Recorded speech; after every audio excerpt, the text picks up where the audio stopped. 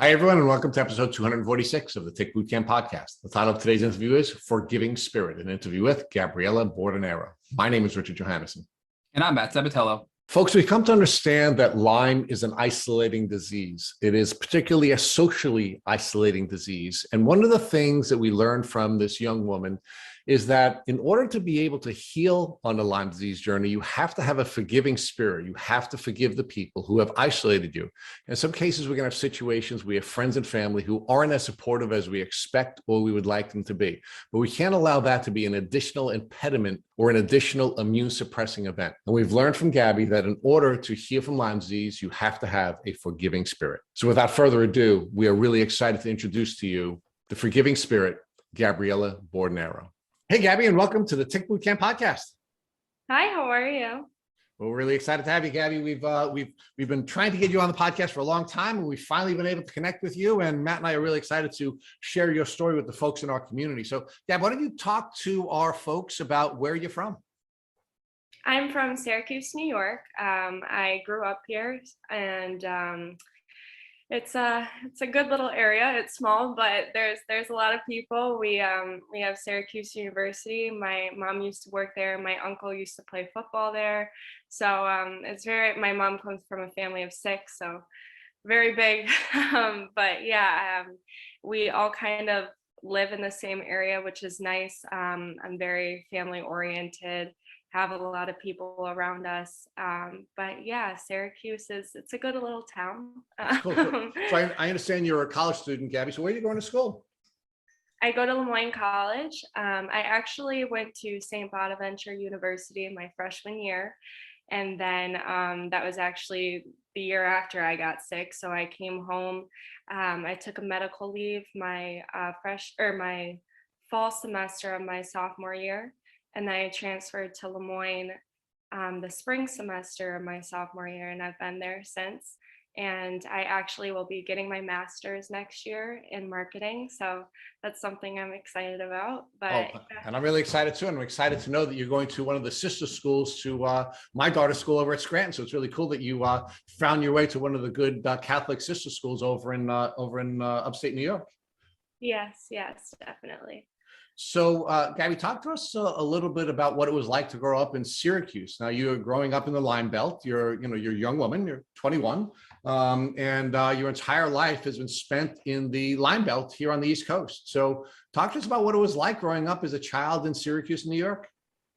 Yeah, so growing up, I was very active. I have an older brother. He's 6 years older than me.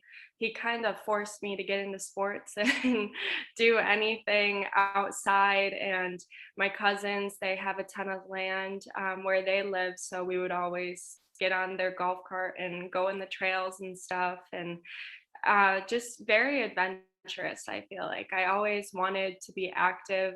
I feel like I couldn't really sit still, and if I did, I was either like painting or drawing or doing something.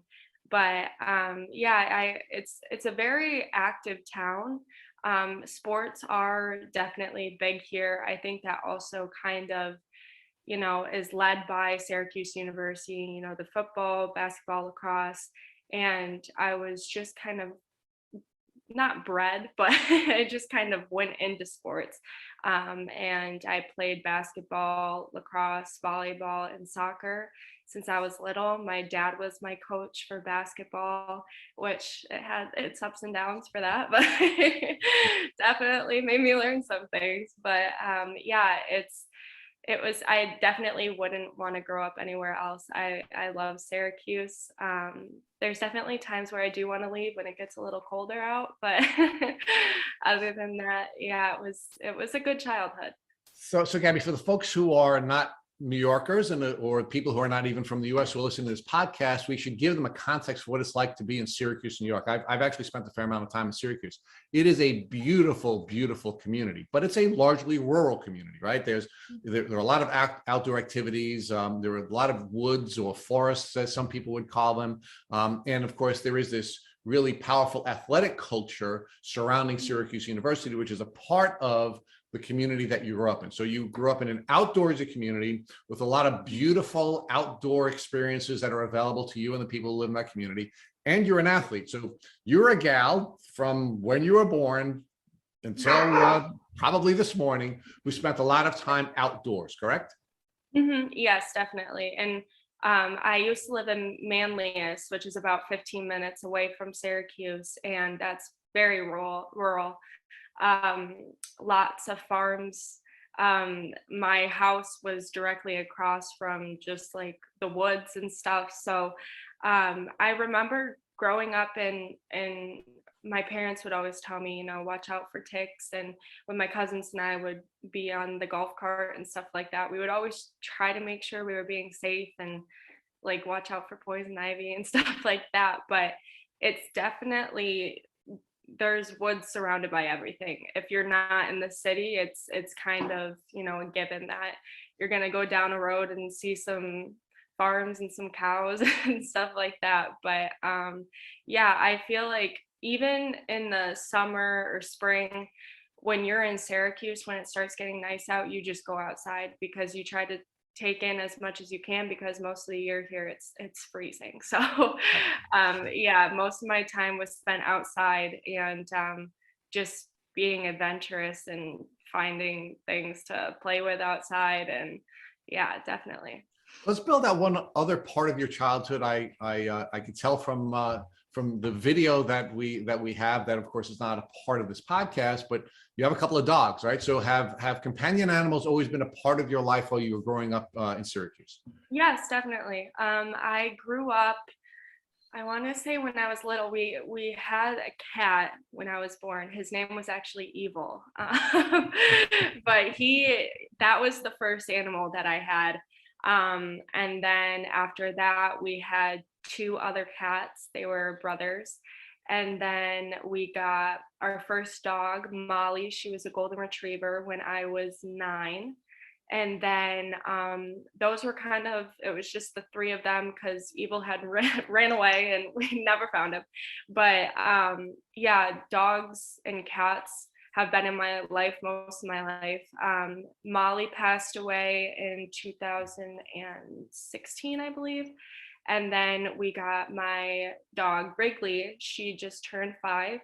And then over COVID, we got Chatham, who we named after Chatham, Cape Cod, because my family and I vacation there all the time.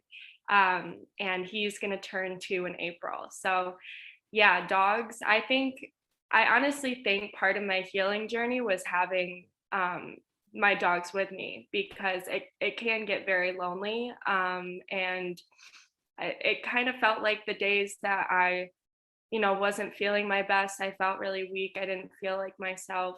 It felt like Wrigley would always know that something was wrong. And she always, cuddles up to me and will sleep in bed with me. And I think that having them has definitely helped me a lot in my journey.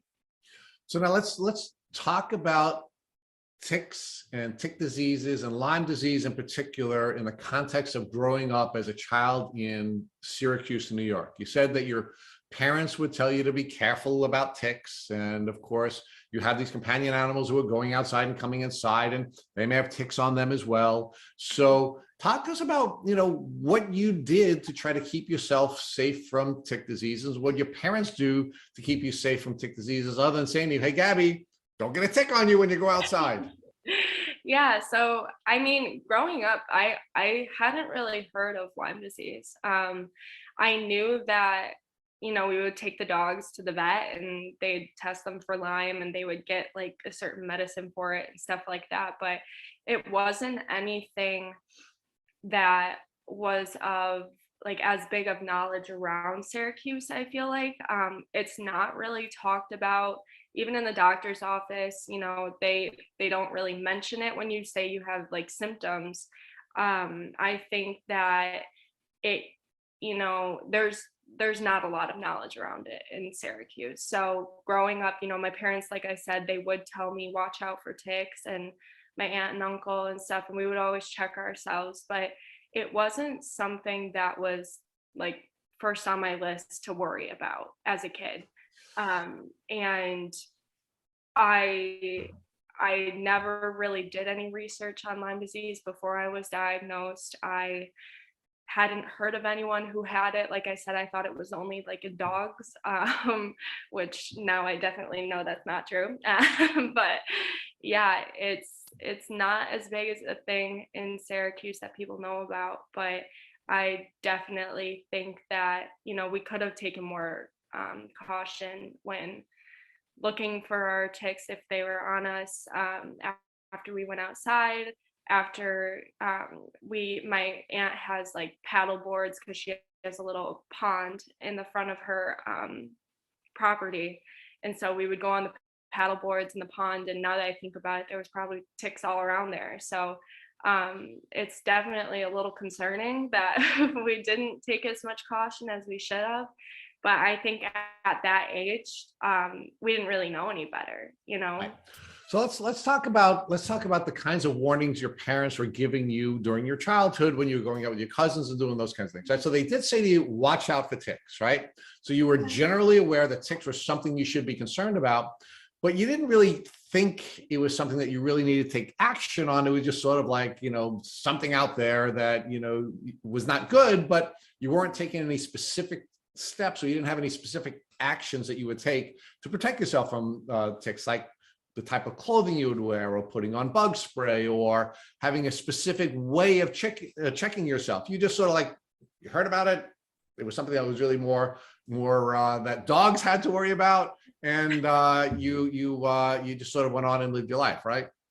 Yes, yes. And like I said, how Syracuse people don't really know about it. So I don't think I really blame my parents because they didn't know too much about it, Of you course.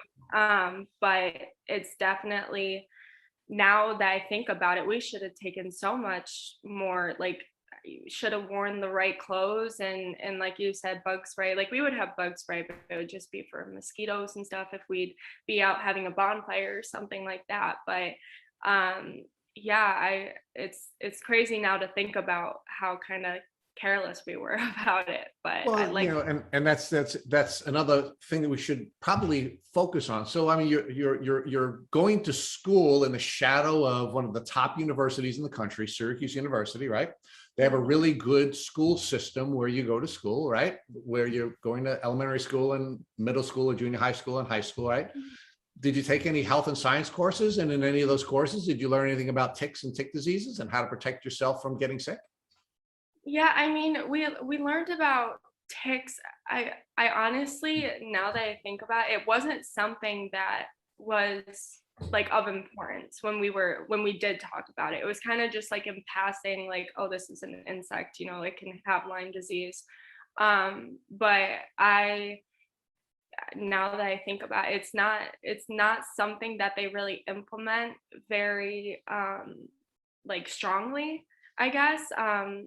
Like anything about Lyme disease growing up in school, like I said, I've heard about it a couple times when I was growing up, but it wasn't anything that really stuck out to me.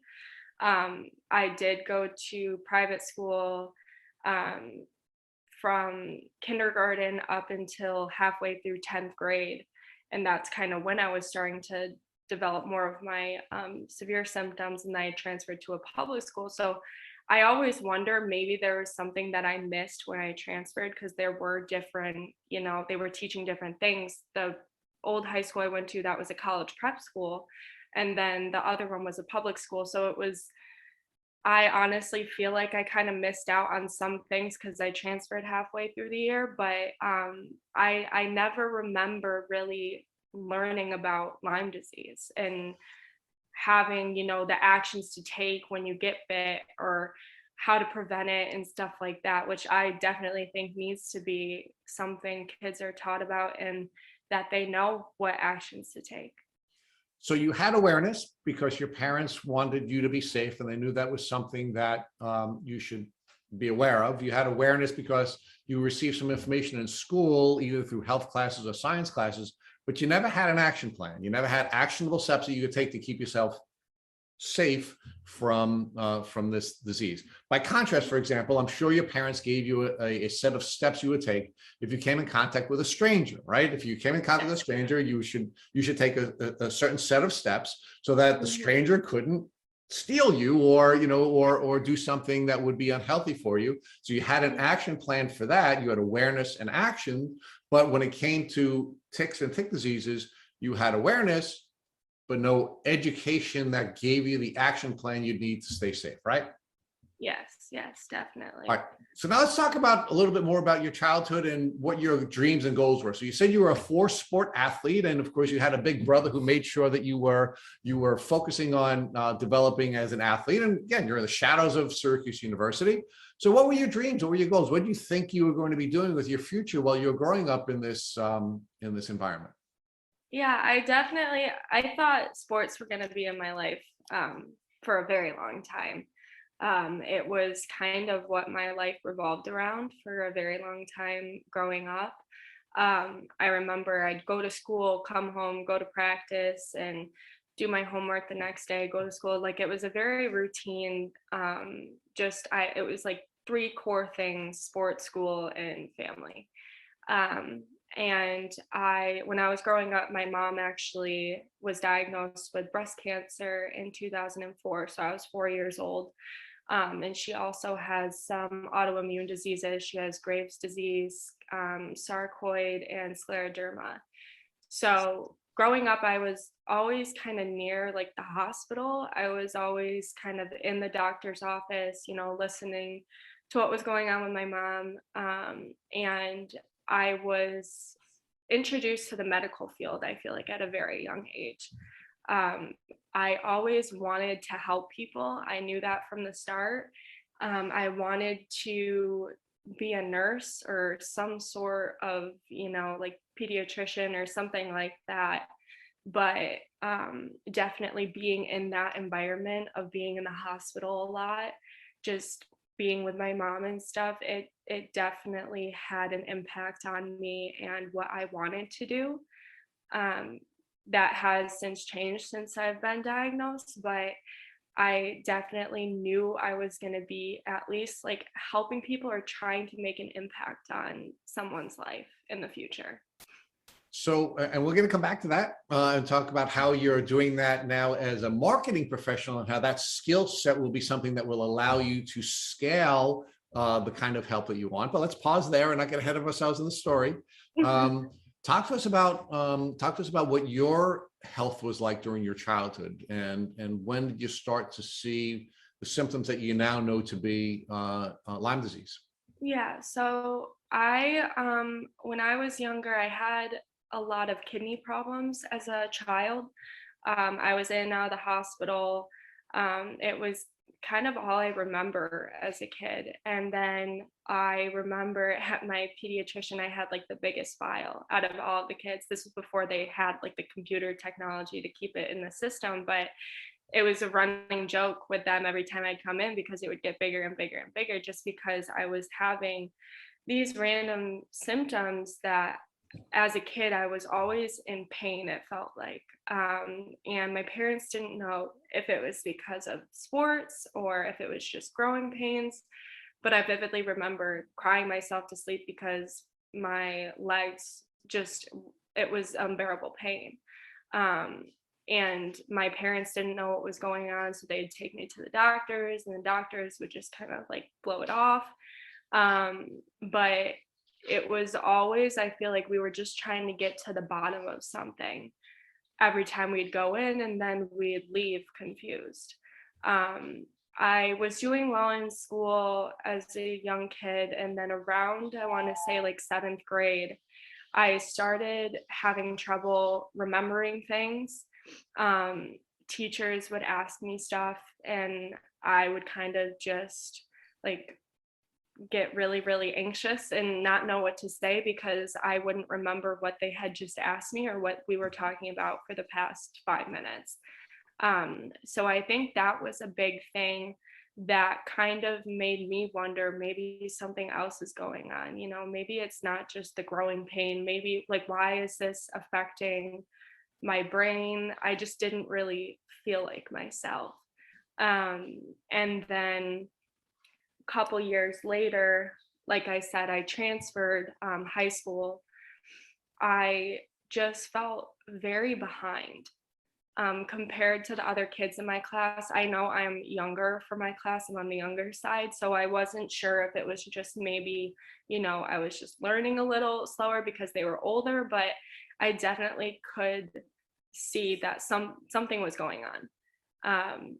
And I was embarrassed of it. I would always, my teachers would hand me back tests and I'd just wait to open them until I got home because I didn't want to open them in front of the class and like someone see my test grade and then not make fun of me, but it's just a self-conscious kind of thing. But there was definitely something going on, and we So didn't Gabby, you've been having classic Lyme disease symptoms since your early childhood. yes. You had brain fog, you had memory issues, you had anxiety. So you had this mental health component. You had arthritic pain, in your body. So you had these very classic symptoms. Were you sharing these symptoms with your parents, and were you and your parents sharing these symptoms with your doctors, or was there some gap in symptom and description to the doctors that you were treating with? Yeah, so I would always tell my parents, especially with my mom's history of her health problems, I would always tell her what was going on because in my head, I kind of thought she was like the doctor. She had enough knowledge about everything and anything medical. So I would let her know, and then she would be right on it and be like, let's take you to the doctors. Let's see what's going on, schedule an appointment today. And I think it was kind of hard for me to describe the symptoms I was going through because even now I say, you don't really understand what it's like until you have it. And it's hard to describe what the symptoms are for Lyme disease, and what at such a young age, I didn't really know how to describe it. So I definitely think there was a gap between telling the doctors what I was feeling and them kind of understanding, where do we go from here?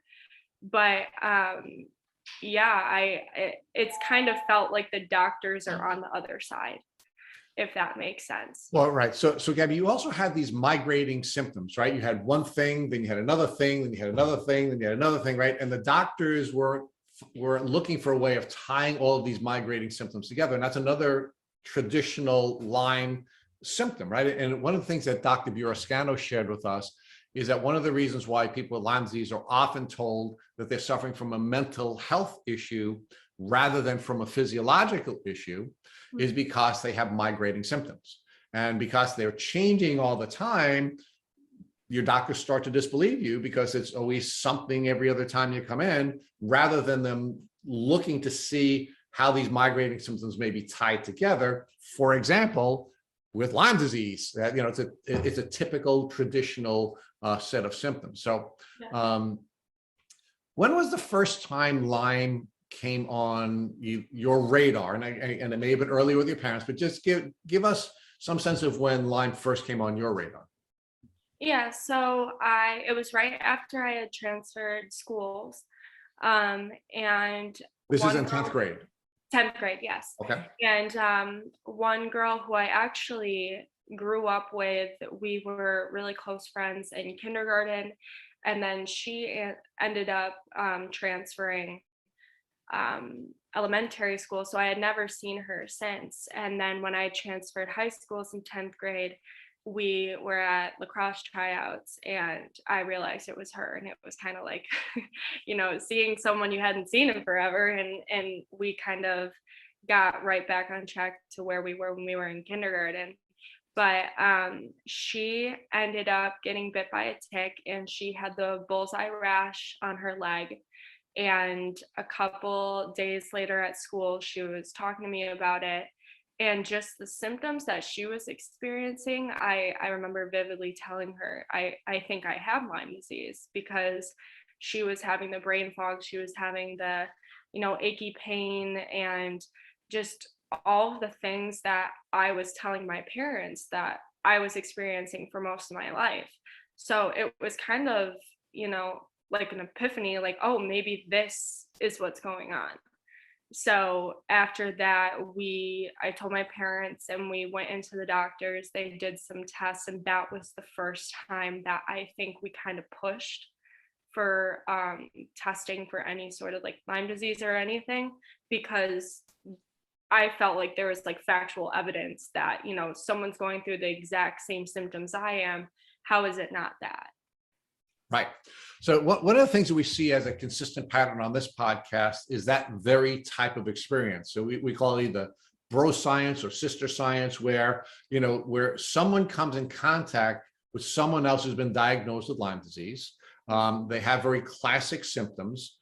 They identify the identity of symptoms, and then you go back to your doctor and say, hey, doc, why have you tested me for Lyme disease? One of my friends has exactly the same symptoms I have. And I'm wondering why this isn't something that you should have tested me for in the past. And will you test me now? Right.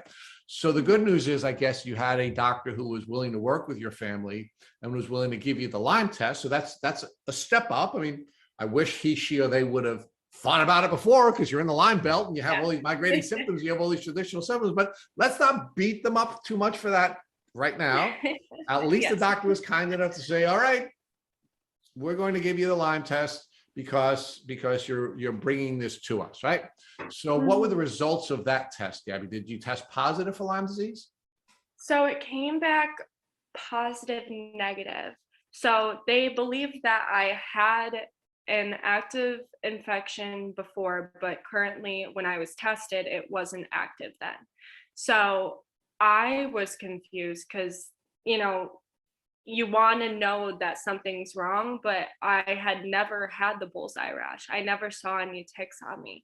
So what they thought happened was, like I said earlier, I have grown up with dogs and they would sleep in bed with me and stuff and come up on the couch and stuff. But my doctor believes that it was maybe like on my head, the tick, and that's why I didn't see it. I have really thick hair, so I couldn't really find it if I tried to, but that's kind of where they thought it was. But they believed that I had Lyme for most of my life.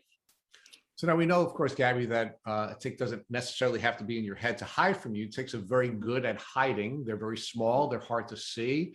In some cases, ticks are as small as a poppy seed. And, in very few cases with people who are suffering from chronic Lyme disease, have they found a tick biting them. So it doesn't have to just be in your head. It could be behind your ear. It could be in your ear. It could be in your belly button. It could be anywhere. And you just simply wouldn't have found it because it's, it's just hard to find them.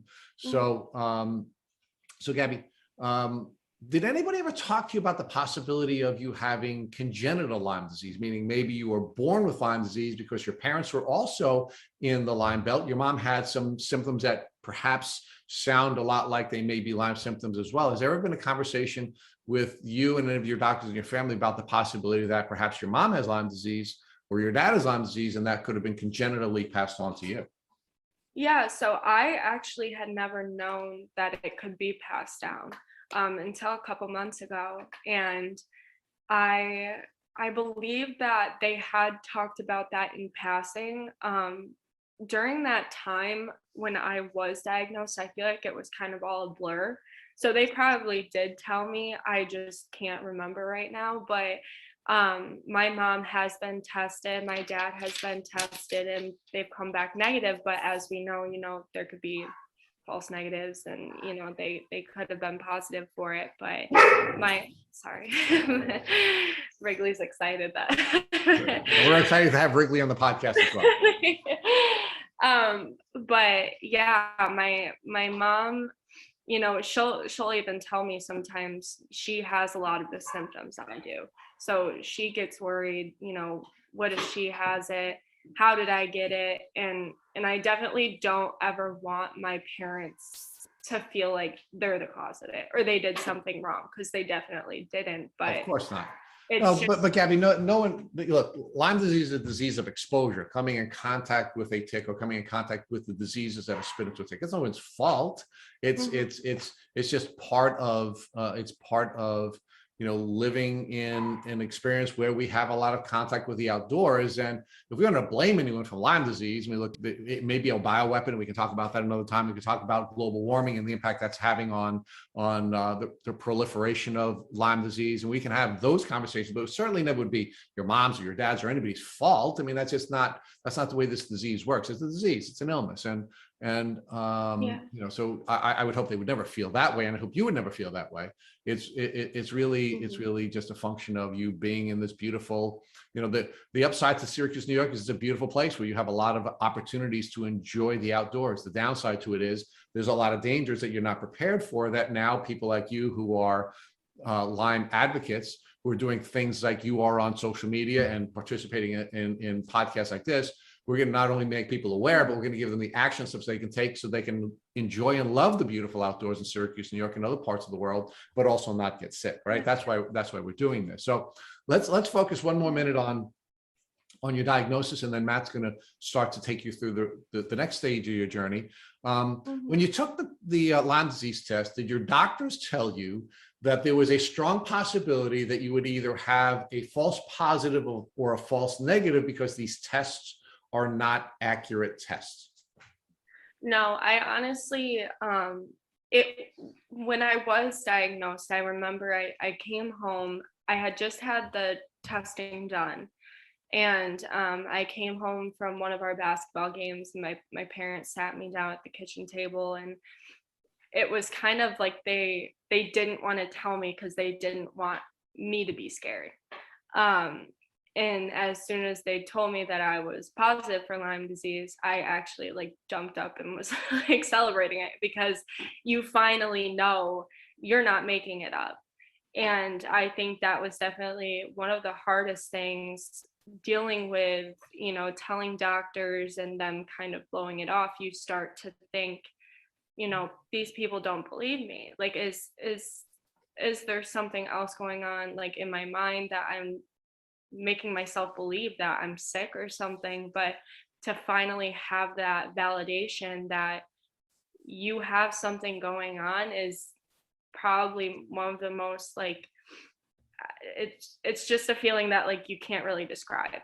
But they after that, it just feels like it was just kind of like, okay, you were positive, this is what we usually do, we'll give you some doxy and then go from there. But it felt like they weren't really invested in it. So, Gabby, we know that a diagnosis can be so validating, but in your experience before your diagnosis, I mean, you were sick your whole life, but then when you were about, I think, 16, and it was August of 2017, you started to have, I think you fell and you hurt your leg, you mentioned, and they thought at first you tore your ACL, your MCL, and they did all these tests, but your knee was fine, but yet you had all this pain. Then a month later, you got this cold and you had all these symptoms and they never went away, right? Yeah. So talk to us about that doubt where you're feeling these symptoms, you're feeling worse than you were in the past, but yet doctors can't figure out what's wrong. Did you truly believe that possibly it could be all psychological, or where are your emotions at this point before your diagnosis? Yeah, so when I was injured, I mean, I got injured growing up playing all my sports, and that was actually one thing that I was very self-conscious about, because it seemed like every season something was physically wrong. I was really prone to injuries, and it got to a point where people would like spread rumors and be like, she's not like injured, she's fine, she's making it up and stuff like that. So that kind of put doubt in my head, like, why don't these people believe me about an injury when they can like visibly see something's wrong? And then to go back to when after that, I feel like just finding, my brother, he in 2012, he had a grand mal seizure out of nowhere. And we found out he was born with paraventricular nodule heterotopia. So it's hard for me to explain. Well, I credit you for even being able to pronounce that, Gabby, because you. I couldn't, if you taught me for 10 minutes, I couldn't restate that word. So what is that? Can you explain for us what that is? Yeah. So he was born, it's like a group of neurons in his head that just misfire. But it wasn't until he was 18 that he had a seizure out of nowhere. And they actually, when they were taking him to the hospital afterwards, they thought he was having a stroke. Jake he was never really sick as a kid. They didn't know what was going on. So after a ton of testing, they found out that he was born with that disease, and a lot of males who are born with it, they don't live very long. So it was kind of a blessing in disguise to find that he had this going on, and to go from there, how do we treat this? How do we make sure he's okay? But after that, my parents kind of looked at me, and I was studied a lot for neurological things because Jake had this going on. So they wanted to make sure I was okay, if I could have any neurological problems. And all that they found was just that, they just said I wasn't really learning as fast as the other kids, but it wasn't like anything that they could pinpoint that was going on neurologically with my head. But I feel like Jake kind of gave me that fire to see what could be going on in my head, if that makes sense. Gabby, what I'm hearing, I think, is that your brother Jake gave you the desire to continue to see if there could be something wrong, but you really doubted it. You doubted if it was something in your head or something that was real, but your brother kind of motivated you to push you to keep looking for an answer to your problems, it sounds like. Yeah, and like I said, Jake had never been sick before. So seeing that, something could come out of nowhere and you would never know that he had this disease, I think that kind of gave me a reason to keep looking further.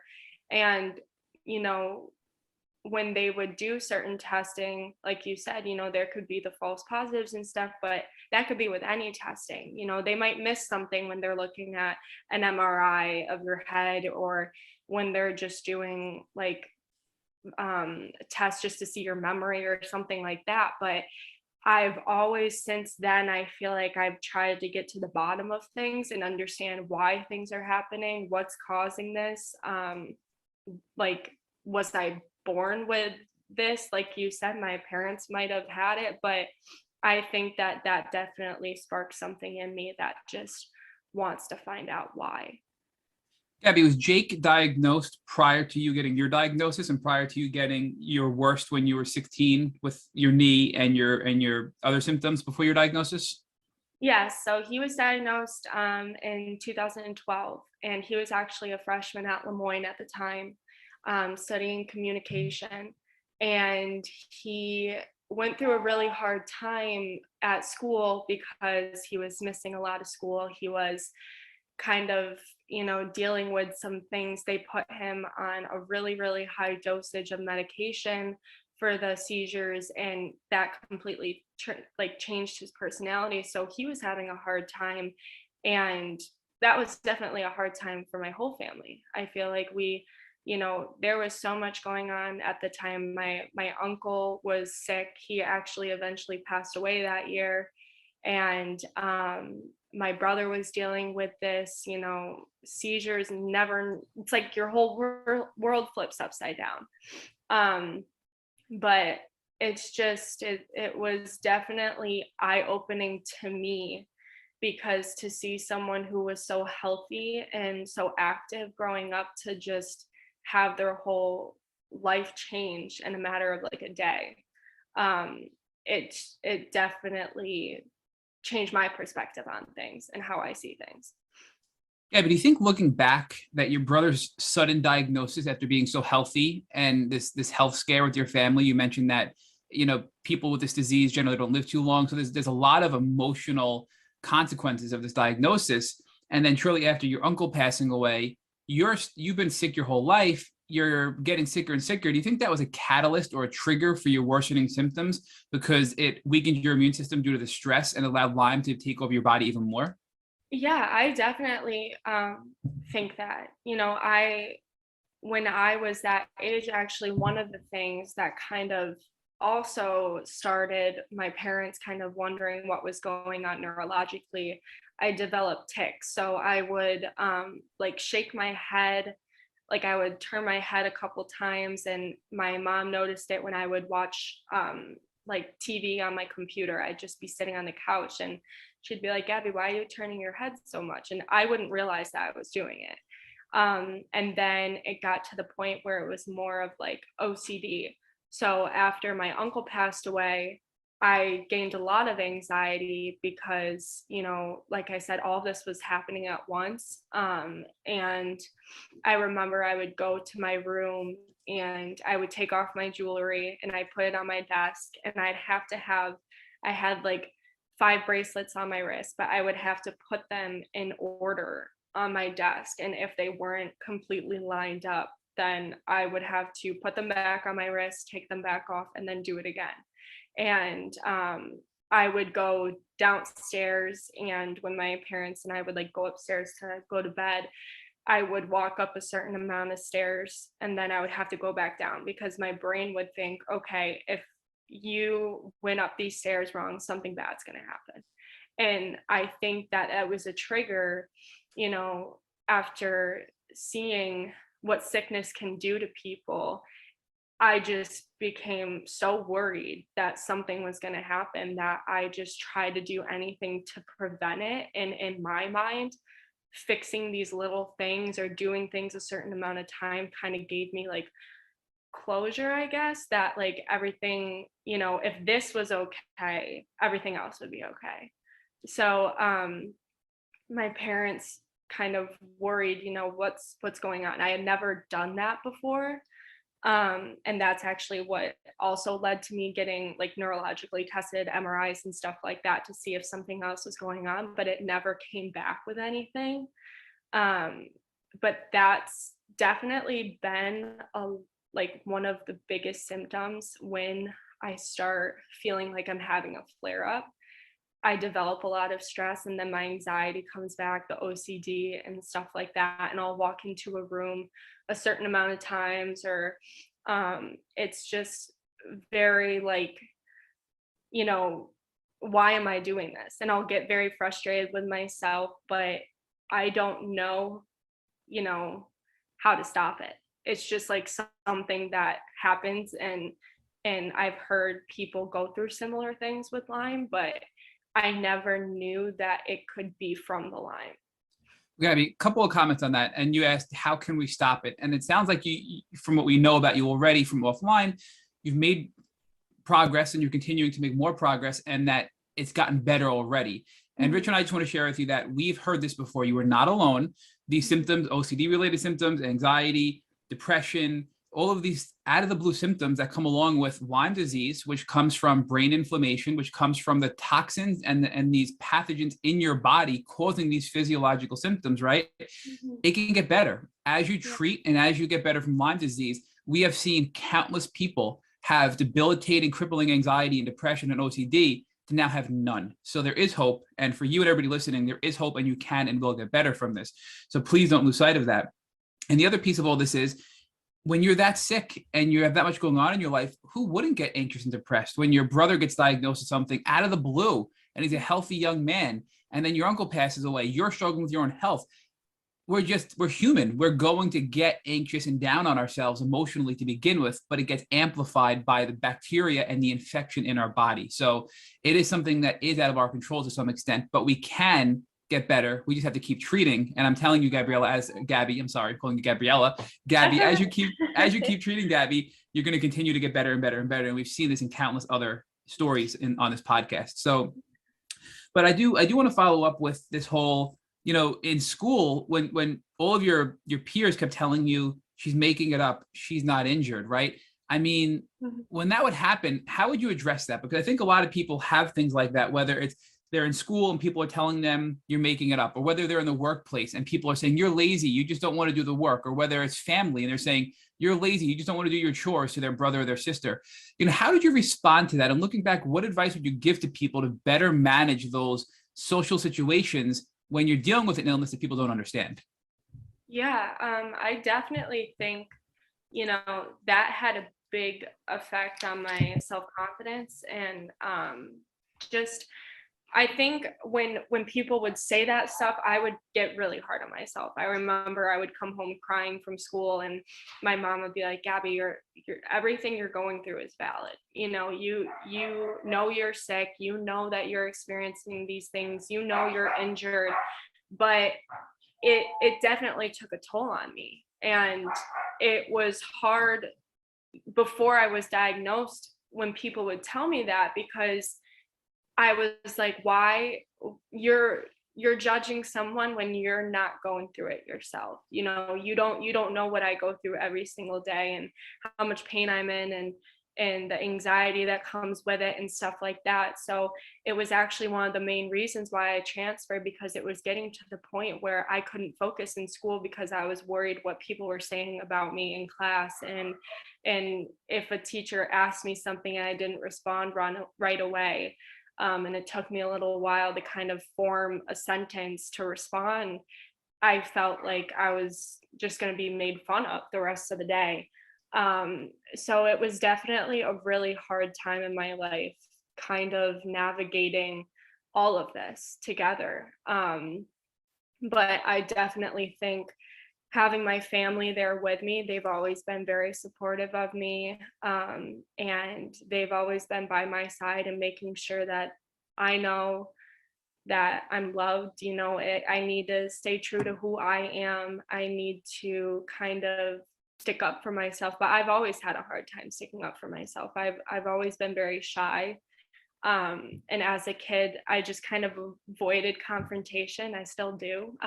So when people would say that stuff to me, I would just kind of go into like a little shell. Like I wouldn't know how to say anything, or I would just walk away and probably go cry because that was just my first reaction. But I definitely think I've learned that, this is my journey. This is what I'm going through. I know what I'm experiencing. Other people experience it as well. And I can't get mad at people for assuming things because they don't know. They haven't experienced it. They don't know what it is. They're making their assumptions, but everyone does that. You can't stop people from doing that. So I think just holding your ground, knowing that whatever you're going through is valid, and just staying true to yourself. Gabby, I can't help but wonder, because you're a better person than I am. If I were you, I would have been much more greatly impacted by these types of things. And your graceful response to these things, where you'd have a reaction, you'd go home and you'd cry and you lean on your family, but then you'd say, you know what, they don't understand. And it's almost like you were forgiving them, even though they were being so cruel to you when you were so sick. I have to say, I think your confidence and your strength and your support, your familial support, helped you look at these things through a better lens. And because you weren't getting overwhelmed, constantly by these things, and you would process them in a healthy way and then forgive them and move on, you were allowing yourself, before you even got a diagnosis, to put yourself in a healing mindset, because we know how much stress can inhibit your immune system and make you even sicker. So looking back, do you think that that was a blessing in disguise, your family support and your mindset and your attitude towards all these haters that were just being really, really cruel, that you were actually putting yourself in a really good spot to start treatment once you got your diagnosis? Yeah, definitely. I mean, growing up, like I said, I went to a private school. I was always in church every week. And I think that my faith has definitely helped me. It's gotten me through some really hard times. And I think, if you're gonna let what people say get to you, I mean, I still do. There's really no way around it. No matter what someone says to you, it's gonna affect you in some way.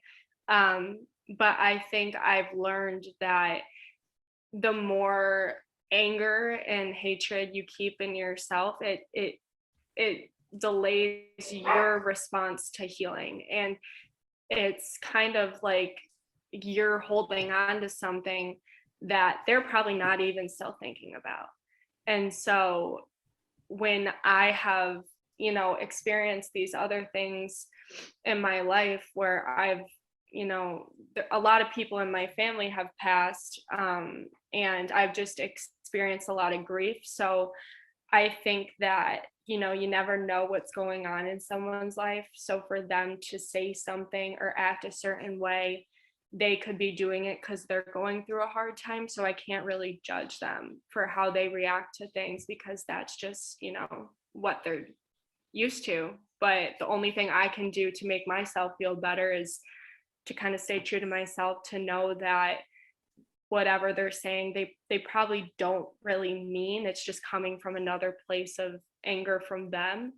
But I've just always tried to, my mom's like an angel. So she's always told me, you know, just be kind, always be nice to people. Like I said, you never know what someone's going through. So she's just always instilled in me, just be the better person. Just don't stoop down to their level, you know. And I think that that's something that's definitely helped me with my healing journey, and knowing that, you know, everyone's journey is different, and no matter what someone says to you, it's not going to change what you're going through. So Gabby, your non-judgmental, forgiving, kind, loving attitude is something I think we should all aspire to, because that's going to help us live better lives and also help us live healthier lives and help us expedite our healing from tick-borne illness. And generally I ask people, what did you do before you got diagnosed that was helping you and you didn't know it was helping you? And you're already answering these questions, right? By telling us just your attitude and how you were being so forgiving, yet being attacked by all these people. And another thing you just shared with us that I think was very helpful before you got diagnosed, that was helping you in your healing journey and with your health, is the more anger you hold on to, the more you're going to delay your response to healing, I think you said. And I think it's really powerful, because I can tell you several years ago, Gabby, if anybody said to me that my anger was keeping me sick, or there was something in my head or in my emotions that was causing me to not get better, I would be triggered and I would get very upset with that person, because we've been gaslit by so many doctors. We've been told it's all in your head, you're crazy. And then we get so defensive that we don't want to hear it when it comes to our mindset and how our emotional health can either help or hinder our healing. And I think what you just said is so powerful, because we're not saying you're crazy. We're not saying it's all you're nuts, right? We're not saying that you're delusional, but we're saying that the way we approach things and the way we can let these things go or harbor onto this anger will have a significant impact on our healing journey. I think that's a really, really important lesson that you're sharing here, Gabby. And I know I need to embrace it more. And I think everybody listening should take that as a reminder to just be kind and forgiving and loving like you are, and that those attributes will help them on their healing journey significantly. So thank you for being so kind and sharing that with us. And Rich is never, ever, I can't remember the last time Rich has ever interrupted me in my part, but he's chatting. He wants to add something. This is how powerful your interview is. I'm going to step back for a second and let Rich jump in here. So Gabby, one of the things I wanted to share with you is that there's been some research done recently on anger and the impact that anger has on your immune system. And if you get angry, your immune system actually shuts down for 6 hours. And of course, that gives all of the various microbes that are attacking you an opportunity to attack your body without you defending. So there is a lot of research to support what you've already come to learn through your culture, through your family, through your own experiences, that if you hold on to anger, you are going to get sicker. And obviously that's going to delay your healing. So you are actually right on point with all the research on this issue right now. Yeah, and it's a running joke in my family. I've only sworn like once in my life, and it was just I like don't even remember doing it. But I won't swear because I won't get to that point, if that makes sense. It does. So it's a running joke in my family. My family's very Italian, so swearing's kind of like their second language, but they'll try to get me to, and it's like a little joke, but I kind of find pride in it, because, you know, if you let yourself get to that point, I feel like you're letting other people win, if that kind of makes sense. Like you're letting them get to you. It makes so much sense. And you're right, Gabby. These people, they're walking away and they forget 3 seconds after walking away, but yet you harbor that and it has such a dramatic impact on your health. So you're letting them have that impact on you, and we can choose to let that go. And that's what you're saying. And I think that's really powerful. But you did cut, there's two other things I want to follow up with you on. So you mentioned that you're from an Italian family and that you go to church every Sunday, and faith is really important to you and your family. So as somebody who can relate, faith is very important to me. And I come from a very strong Italian family as well. I know that my family support, my mother, my grandmother, my father, my grandfather, my sister, my brother, they were all key players in my healing journey. And I know my faith was another integral part of my healing journey. So talk to us how your family and your faith helped you get through the hard times before your diagnosis. Yeah, so I guess I didn't really take into consideration how important faith was to me until after I transferred high school. Because I was at a private school my whole life. And, we would have religion class and all the things like that, like pray before every single class. And then I transferred to public school, which it was a great experience for me, but I felt like something was missing when I transferred. And that was around the same time that I was starting to develop more serious symptoms and kind of, start my journey with Lyme. So I definitely dove deeper into my faith. I actually have a little Pinterest board where I'll put like all of these quotes and verses in there. And whenever I start getting to that place where I start to worry and feel like I'm not getting any better or anything like that, I'll go to that and I'll just read all of them, or I'll go online and go to like Bible verses and stuff like that. And it just makes me feel more at peace. And that, everything happens for a reason. And I know a lot of people, you can get in that mentality of why me? Like, why is this happening to me? I didn't do anything wrong. I didn't ask for this, but I think that it's definitely given me a better outlook on life. And with my faith, it's helped me kind of rationalize things. And I don't get angry that it's happened to me, because it's given me this platform to kind of express to people, what you can make out of it. But I think having my family by my side, like I said, we're a huge family. No matter what's going on in the family, we have a huge family group chat, and if something's going on, everyone rushes there to be with each other.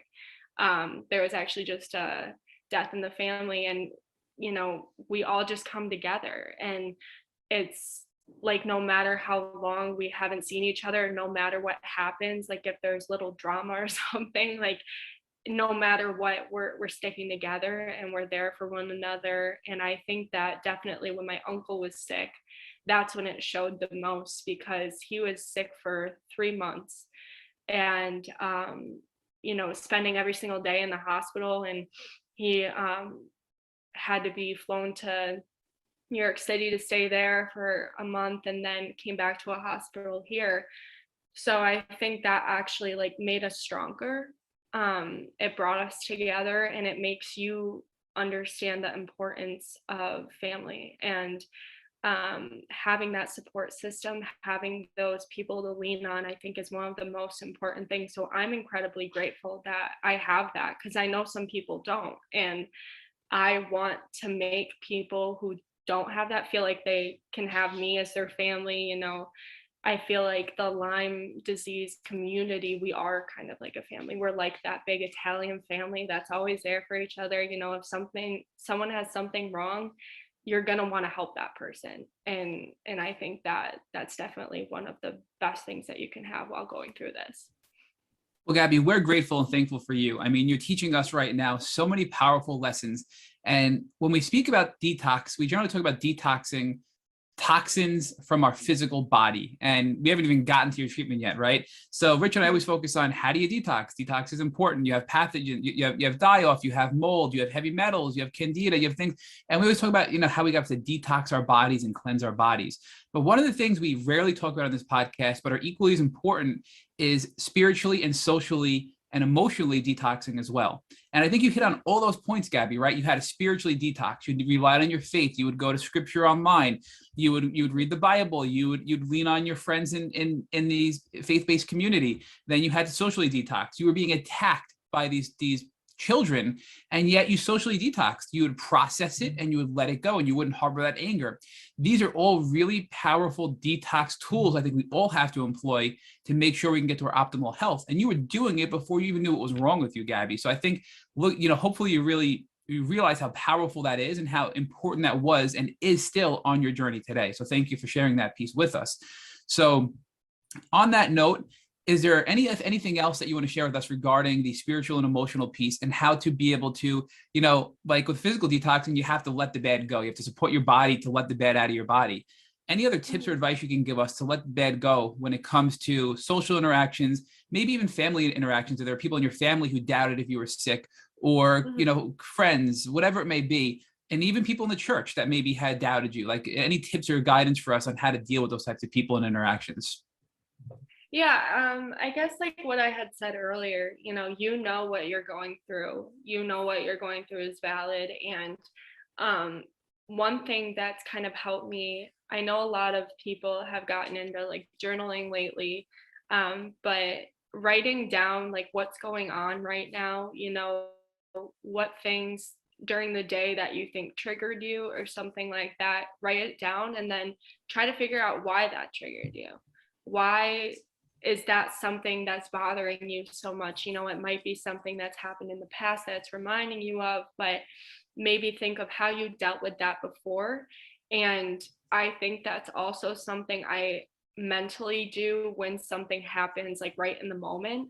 I'll think back to a time that I've experienced that before I react, because you kind of, you lessen your reaction, which you could say stuff that you don't mean. You could react a certain way that's not true to yourself. So I think kind of rationalizing everything and just, knowing that, like I said, everything happens for a reason. And to come back to, even if you're not strong with your faith, I think just realizing that like you're your own person, you have your own journey. You can't let what people say get to you. I mean, it's hard, but just kind of knowing that it's not you that's done anything wrong. This is life. There's going to be ups and downs, and it's just a matter of how you're going to interpret it. And I think that the way that's helped me the most is just knowing that, I'm going to get through this. It's something that's happening right now, but like you said, there's been so many stories, especially on this podcast, where they've had such a deep blow and they've come so far out of it that they're not even the person they were then. So I just think that, like I said, just stay true to yourself and just keep doing you. So Gabby, that another really powerful takeaway there for me personally is our friend Krista, she talks to us and she uses the word put your feelings on trial, right? And when you do that, you're evaluating if what you're feeling is logical or not, and then you decide how to react to it. And I think you're saying you want to write it down. It's almost like journal what's going on, what's bothering you, what triggers you, and then figure out why is it bothering you? Why did you react that way? And then find a way to change it so you don't get triggered down the road, is what you're saying. And I think that's just a powerful lesson for everybody, healthy, sick, whomever in the world, that can help us all live better lives. But more importantly, for people that are sick, it'll help us live happier, healthier lives, because we'll be happy mentally, which helps our immune system. And we can continue our healing through strengthening our immune system and our emotions. And that's a really powerful, I think, piece that we don't focus on enough. So thank you again for sharing that. I do now want to go to your diagnosis, though, and your treatment. Thankfully for your friend who shared with you about the tick bite and the bullseye rash and the common symptomology, and you asked your doctor for a test, and it came back it was IgG positive for a past infection, but IgM negative for a current infection, correct? Correct, yes. So that indicates you probably have had Lyme for quite a while, possibly congenitally, and now you're realizing that a lot of your health issues probably are all connected back to this diagnosis. So you talked to us earlier that this was something that for you, you're like, finally, I know what it is. But then you also noted that your doctors weren't really taking it seriously enough. So you had this mixed bag of emotion. You have happiness, you have hope, but then you're looking at your doctors going, well, why aren't you taking me more seriously? So walk us through the diagnosis and what that was like in the short term for you, emotionally and also physically. Yeah, so like I said, I was kind of joyful that I had something wrong with me and that I knew what it was. Um, and I think since I didn't really know much about Lyme, I didn't know what the right steps were. So I thought, okay, they're putting me on doxy, that's good. We're taking the right steps. But it was kind of like they just threw it at me and we're like, okay, we'll see what happens. Um, when it's usually like, they have a set course for so many like diseases and sicknesses and stuff that they know exactly what to do, but it felt like there was kind of like a question mark um, around the whole Lyme disease. I didn't at first know what like the IgG meant or anything like that, so I was confused, and it didn't even feel like they kind of explained it to me. So my mom, she's done all this research on it and just making sure I know what they're talking about. When I get back the labs, we'll have them sent to us as well so we can look at them. It's not just them, the doctors saying, okay, this is okay, everything's fine. But even if something in the labs is like in your blood results is a little elevated or not, it's something that you should look into because something's off. And I think that sometimes within the Lyme disease, like with doctors who don't really know much about it, they kind of just see, okay, it's negative, she's fine. But there could be a ton of other stuff, the co-infections, everything like that. So my parents and I just tried to do as much research as we could. One of my mom was working at Syracuse University at the time, the athletic center, and one of her coworkers' wife had really bad neurological Lyme disease. And she referred me to a doctor in Connecticut, Dr. Katz. And I got out there and he did a ton of blood tests. We sat with him for like 2 hours, just talking about my life and everything, and what had happened with Lyme. And he was the first one that kind of validated everything I was going through. And I think that was really powerful in my journey because, like I said, this whole time I didn't feel like anyone really believed me. And yes, the lab results showed that I had something, previously, but he made me feel like I wasn't crazy. I wasn't the only one going through this. He taught me so much about this disease that we had never had the opportunity to learn about. And he also had me take a cognitive test and helped me realize that I was having problems in my frontal lobe, which made me feel better because I was like, okay, I'm not just dumb. Like I have something going on that's making me struggle with learning and reading and all of these things that I at first was just like, maybe it was just from, trauma from all of like that had happened in the past couple of years leading up to that.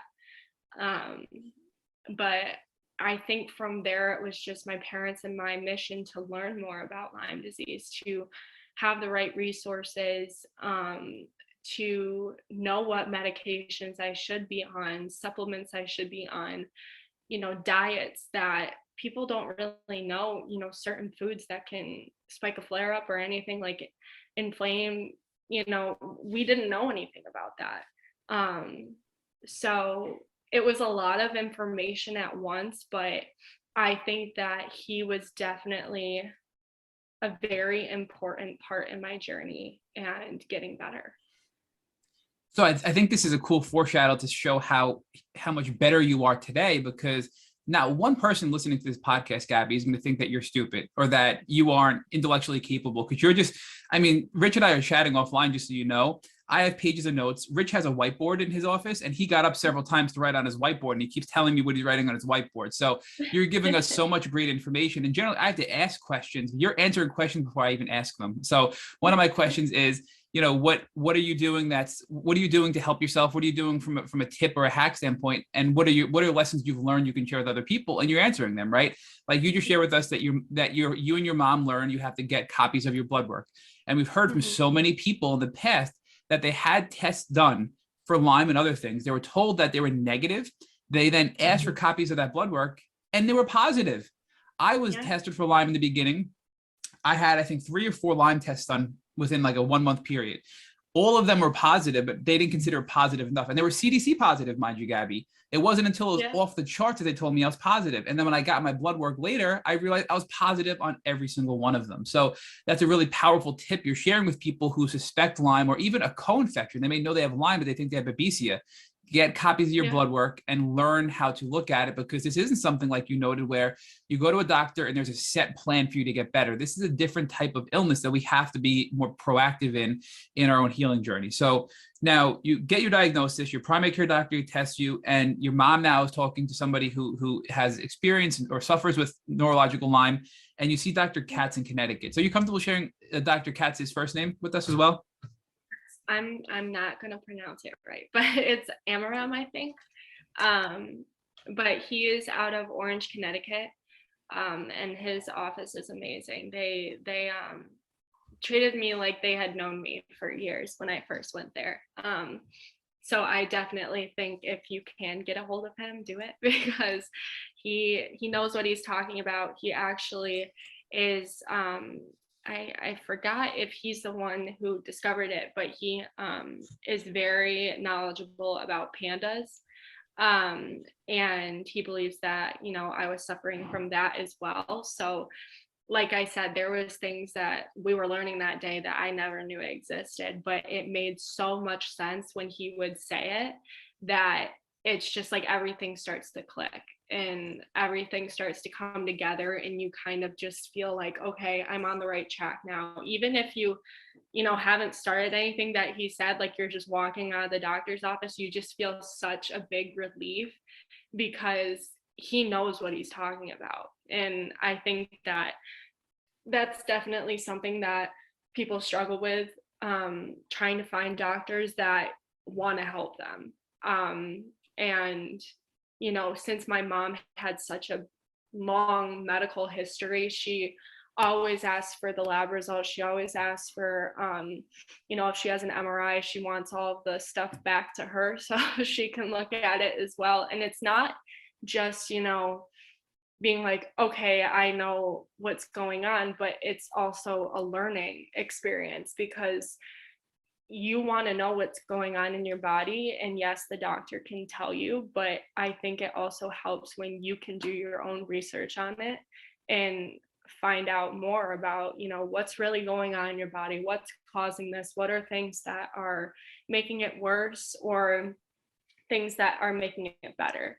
So, like we have a whole binder here full of all of our medical stuff, but it's definitely good to look back at, because like say I have lab results that I just got in, I can look back at a couple years ago and see what the difference is in just those past couple of years, that sometimes the doctors won't tell you.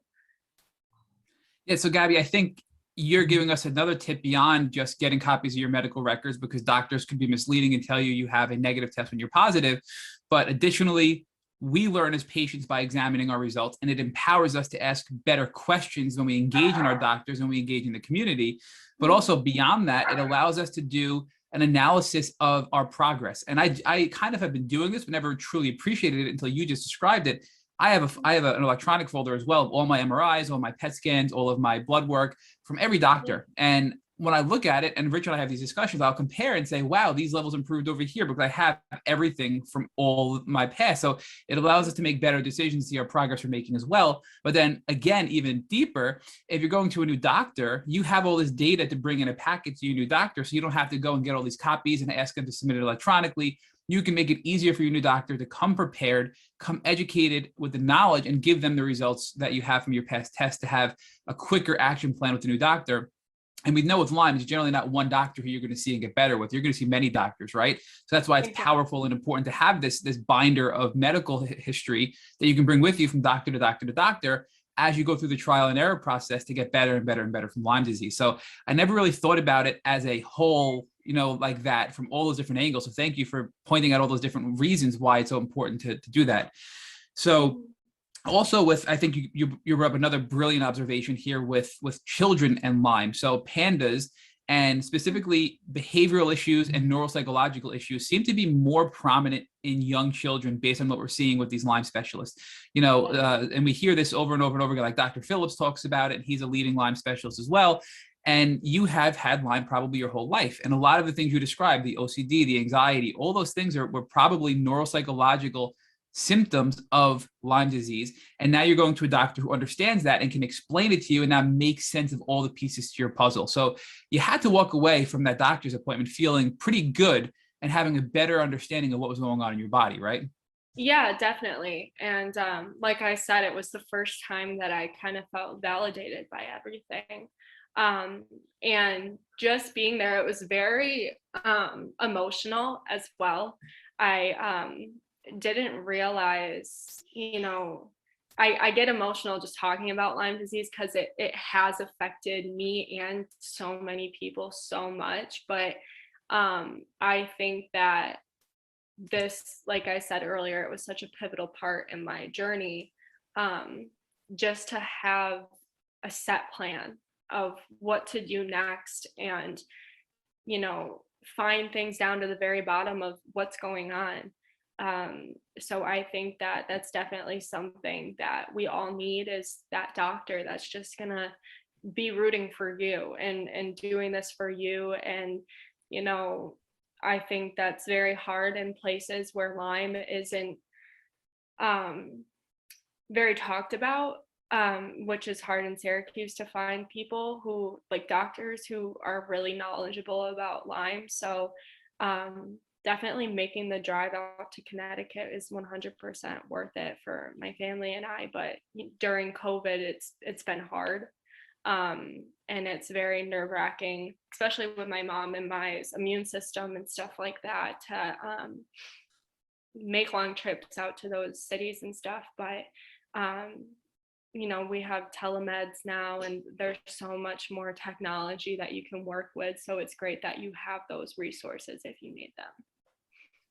So, Gabe, let's talk more about your treatment. So you see Dr. Katz, you have all these epiphanies, and I'm guessing you were going to walk away from this with some treatment plan in place to start with. So what was that treatment plan?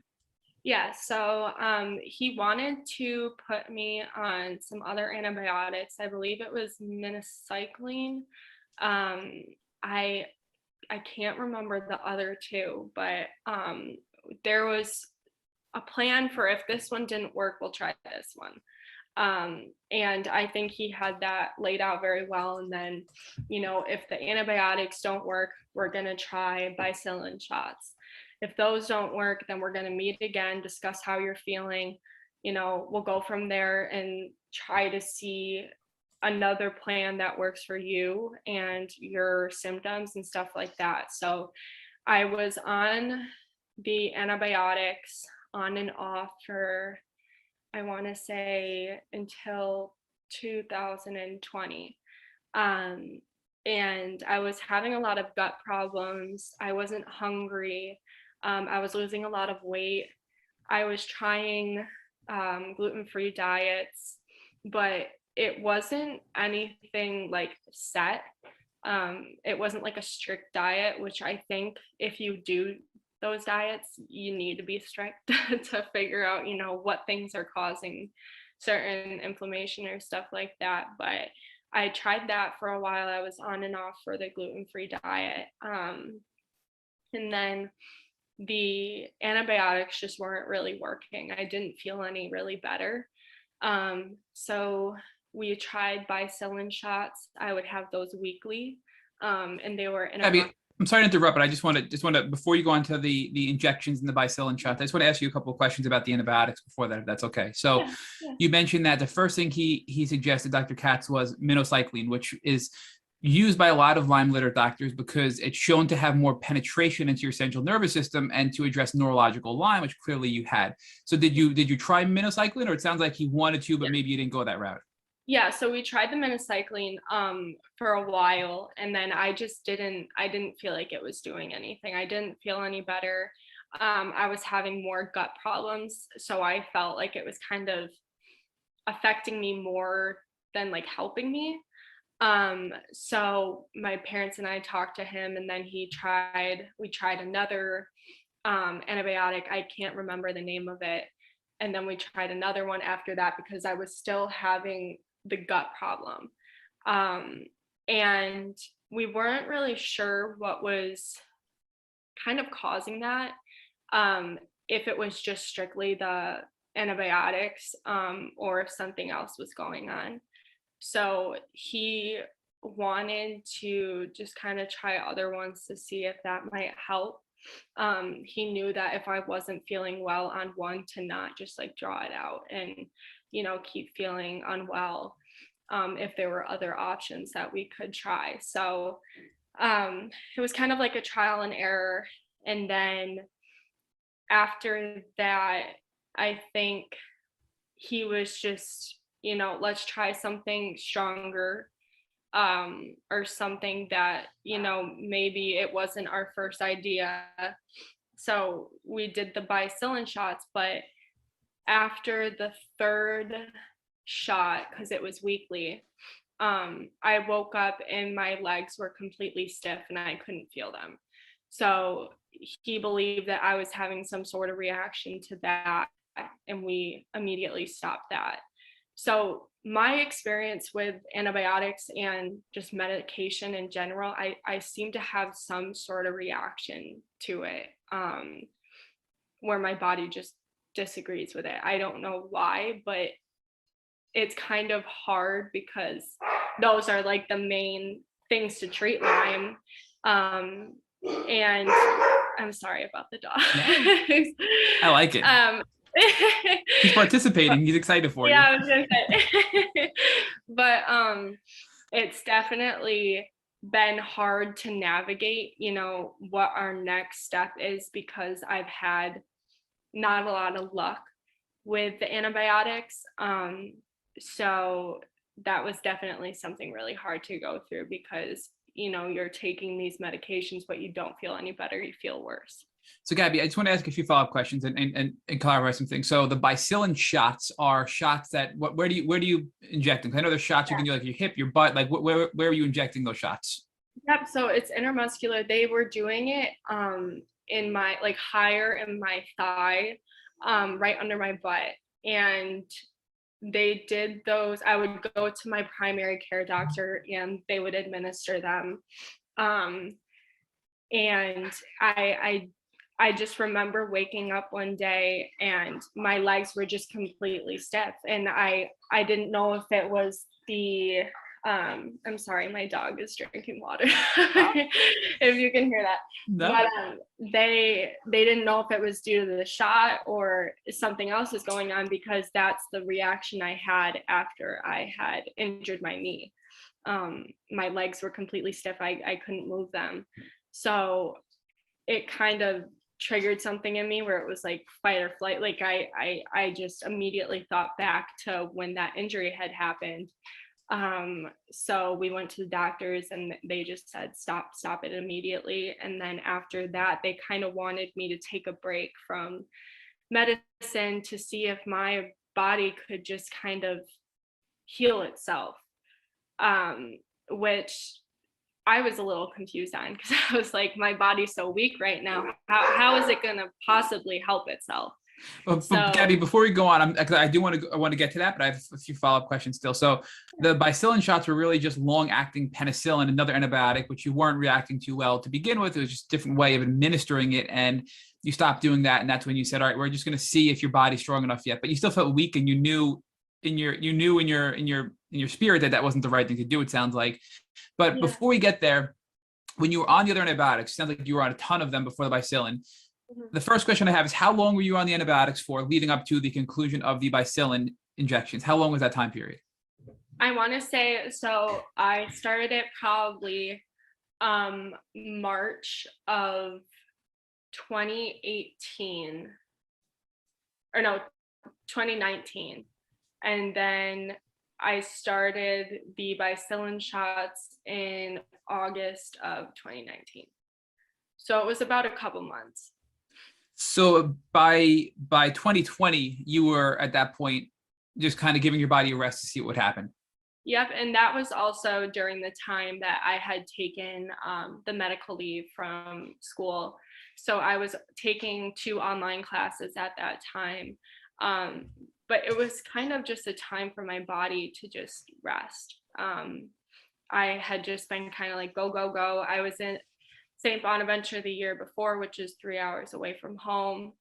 And like I said, I'm incredibly close to my family. So that was hard on me, being that far away and going through all of these symptoms, and not really knowing how to take care of myself by myself, especially because Lyme is just so, life-changing, that being 18 away from home, it's like I don't know how I did it. It's just, I think back to that time, it's kind of all a blur because there was just so much going on at the time. I had also, they told me that I had 3 kidney stones. So I was going through that, which was not fun. So just going through all of that at once and being away from home, I think took a big toll on me. Which, how we said earlier, stress can definitely add to the symptoms and stuff. So I think my body was just craving rest and just needed a second to just slow down and kind of figure out what was going really on with itself. So after the Bicillin, we just kind of took a chance to see what would happen. If I did start getting really bad, then we would go back to Dr. Katz and he would come up with a plan for that. Yeah, but did you make any progress? It sounds like most of 2019 you were treating after you got diagnosed, and you were treating with Dr. Katz, and then you stopped towards the end. Was there any progress in your symptomology? Because we know you had a ton of neurological symptoms, but you also had physical symptoms too, right? So were you seeing relief in any areas with any of your symptoms? No, I honestly felt like I was just kind of, having the same thing every single day. And I think back on it and I wonder if that was the right decision. But with Lyme, you never know. You never know what treatment's going to work. You never know, what decisions are going to help you. But I think in the time it was the right decision. But no, I just felt the same the whole way through, which was frustrating because, you're in college and you see all these people having fun and living their life and stuff. And I was never one to like party or drink or anything, but it was just weird to sit in my room and like know all of that was going on and that I wasn't like physically able to do that. And I had also at that point, I hadn't played any sports since senior year of high school. And I was playing club lacrosse, but then COVID happened and it was just everything just kind of shut down.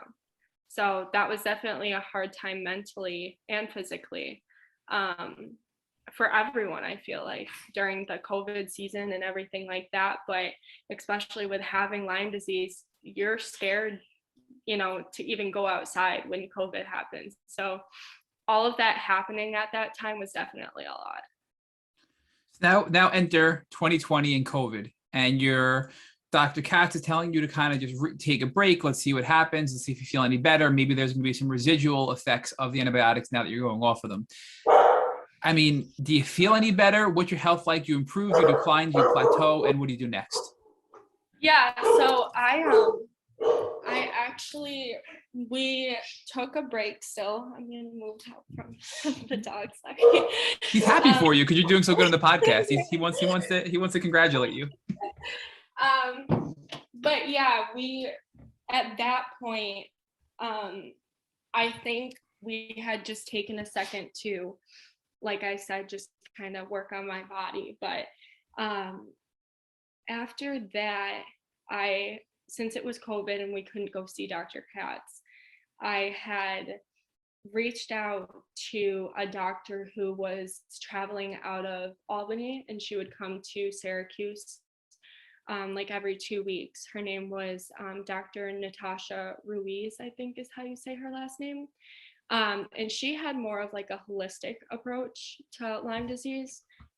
So I saw her, and she kind of went like the supplement route, and we were just trying to see if that would help at all. I mean, do you know what Since supplements specifically, what supplements and herbs she may have been using? she wanted me on iron. I know that because I've always had low iron, which in the future, I had iron infusions because I was so low. But iron, and then I think vitamin B. I can't remember off the top. There was a ton of them, but we tried those for a little. And then she actually ended up moving back to Albany. So I stopped seeing her because she was in Albany and it was COVID. So we didn't really have a chance to go out there. So it's been hard these past couple of years, especially with COVID and my treatment, because so many things have been happening that things are just like being stopped, and then you have like all this other stuff going on. I feel like my health doesn't go on a back burner, but I think that it's definitely hard to balance everything. And Sure, but Gabby, when you were before you stopped treating with this traveling nurse who went back to Albany, were you seeing progress or any results with this doctor before she left and went back? I was feeling a little better. It definitely wasn't anything extreme, but I did feel like my gut was getting better, which had been a big problem for me. So I think that it was definitely a step in the right direction.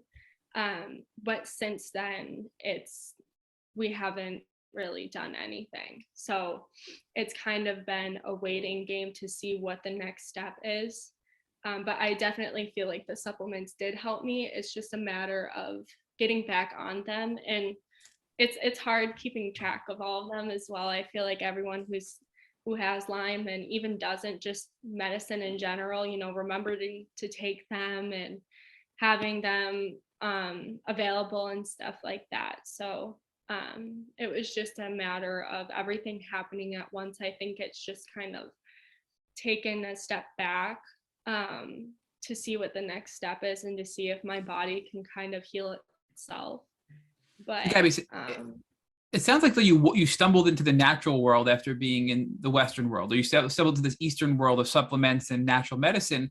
And you're making an observation initially, which I think a lot of people today, even Western doctors, started to recognize that there's a huge connection between our gut health and our brains. And they call it the gut-brain axis. And if we can improve our gut health, we can have a drastic positive impact on our brain to help us heal and to help us with neurological and psychological symptoms, and also physiological things as well. So, this is something I think that's now your kind of interest is peaked in, but because of COVID, you really it sounds like you've just sort of been kind of leveling out since it was a traveling nurse, Gabby, right? Am I saying that correctly? She's I believe she's a PA. Travel, okay. But yeah. So since then, has your health pretty much been leveled out? Have you gotten worse? Have you gotten better from that point to the present date? Where's your health kind of been since then? Right now, I definitely feel like I'm kind of going backwards. I feel very weak. I don't know if it's just, I know a lot of people, when it starts getting colder out, their symptoms, spike, but it's definitely, I've seen a change since I had last seen Dr. Ruiz.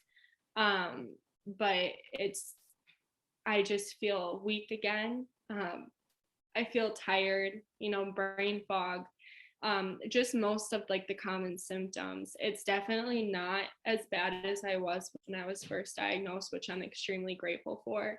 But I think right now it's just trying to find the right treatment and just getting to that point. For Dr. Katz, my next step was to get the EMG procedure. the nerve conduction study in order to be approved for IVIG treatment. But with COVID happening and stuff, and the doctors kind of being booked, we're just waiting to get in for that EMG conduction study. So that's kind of the next step from here. So, I mean, you're obviously not feeling great, but you've made progress. But I mean, I know you're still a full-time student, Gabby, and you're working part-time, I think, right? So the fact that you're able to go to school full-time, work part-time, do things like help people through this podcast and advocate on social media to help other people in the community, I think that alone shows the progress you've made. And I hear you that you want to and will still get even better. But I mean, look at the progress you've made, though. Yeah, exactly. And I always talk to my parents. I don't know how I do all that right now. It's kind of it's kind of I feel like I'm just on a routine and I just keep going. But yeah, I'm definitely grateful that my body's strong enough to get me through this, and I know that, you know, it's not gonna give up on me if I keep pushing. So I think just doing things that help me mentally and physically is key, and, you know, eating the right food, and like you said, taking the right supplements, just doing stuff that's going to benefit you is one of the most important things in the Lyme journey. Because if you're just not really caring about how you feel, then you're not going to get better. So I think that it's definitely listening to your body, listening to how you feel after eating certain things or doing certain activities. You know, I don't play sports regularly anymore, but whenever I have the chance to, I will. And I exercise, I work out almost daily because it's something that makes me feel normal again. So I think finding that thing, that activity or hobby that makes you feel like you is most important in this journey. So Gabby, let's take a look at the future. So your next steps are going to be IVIG. You're waiting for approval by doing the EMG. And now you're doing that in collaboration with Dr. Katz. Walk us through what is IVIG and how can it help you in your journey? Yeah, so what I understand of it is it's giving you the antibodies, I believe.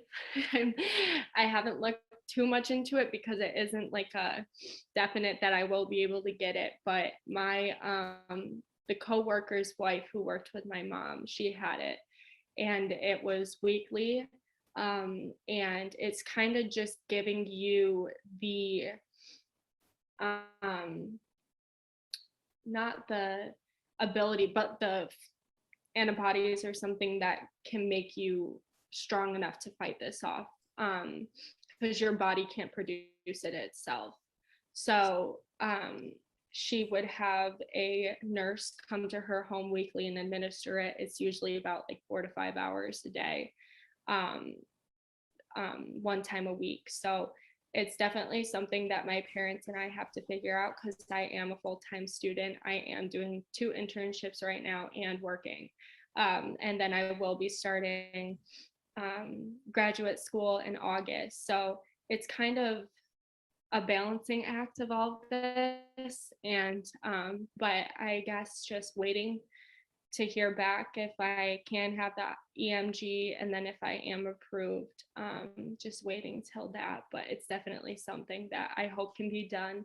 I hope it will help. I have heard wonderful stories about it and that it's helped multiple people.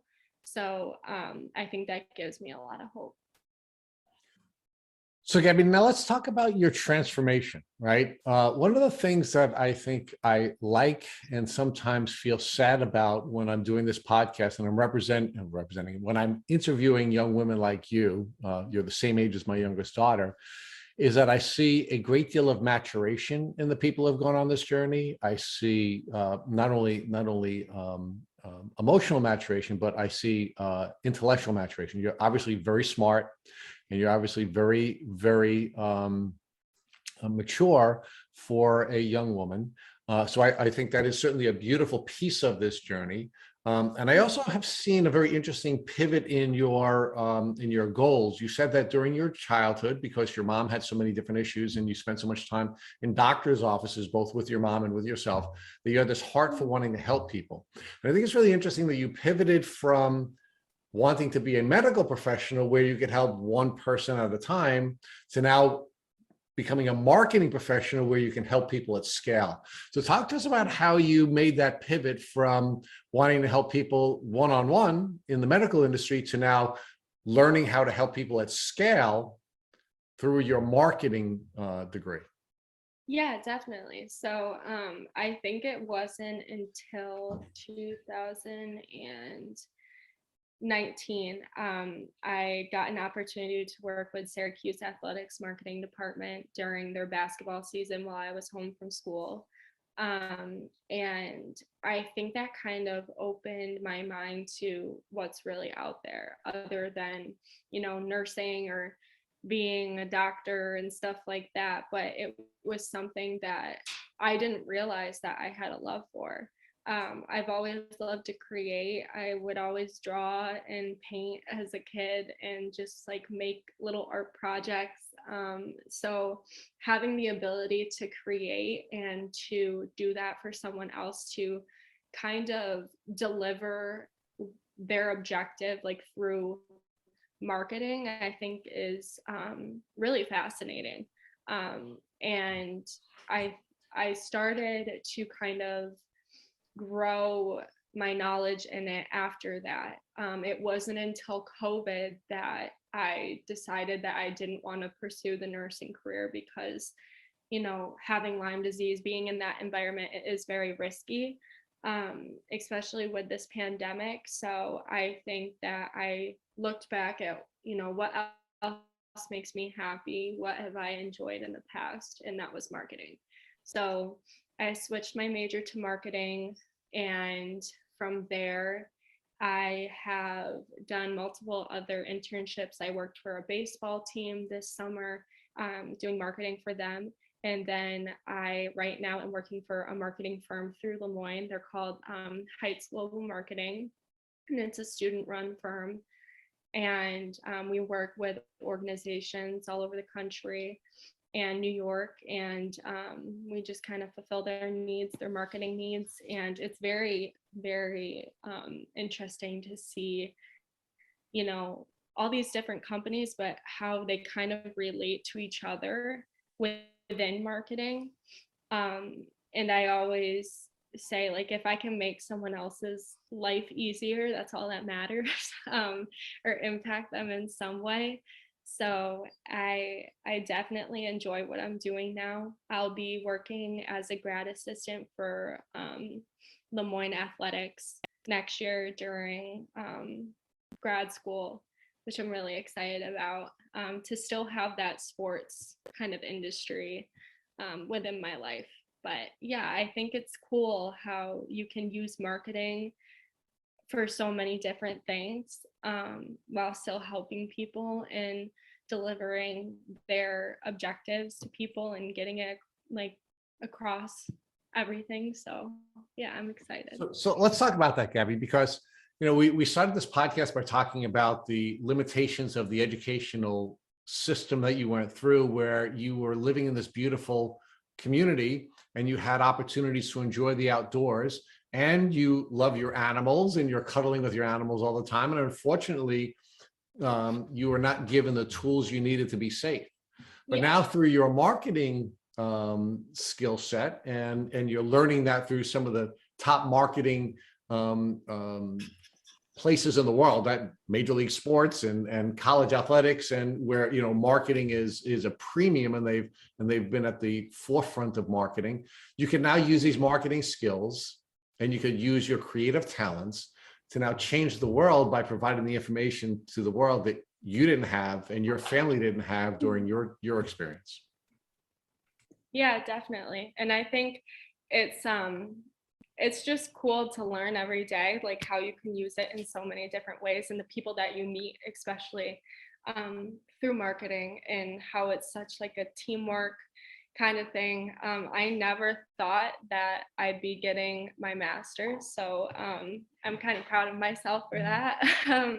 It was definitely— You should be. I'm proud of you as well, and Matt is as well. Thank you. And it's kind of surreal to think I'm graduating this year, because there has been so many times where I've doubted my brain and how smart I could be, but it's definitely emotional to see how far I've come since I was first diagnosed.